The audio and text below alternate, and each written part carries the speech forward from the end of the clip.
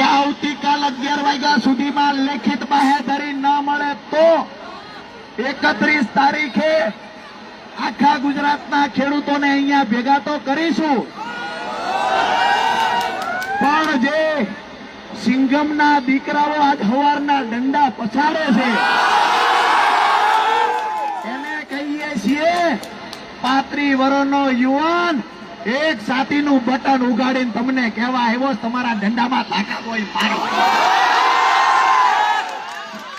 અમારી લડાઈ દેવકરણભાઈ, અમારી લડાઈ યાદના સત્તાધીશો સામેની લડાઈ છે દોસ્તો.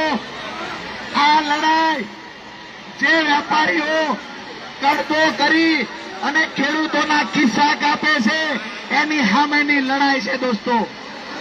અને આ અમારી વ્યાજબી માંગણીમાં ગાંધીનગરમાંથી આદેશ થાય કે ખેડૂત ભેગો ના થવો જોઈએ, ખેડૂતની વાત માનવાની નથી, તો એ લોકોને કહીએ છીએ પોલીસથી કામ નહીં પતે, બોર્ડર ઉપર અમારા જ દીકરા ઉભા છે અને બોલાવવા. અમે કોઈને ઉશ્કેરવા નથી આવ્યા, અમે કોઈને ઉશ્કેરવા નથી આવ્યા.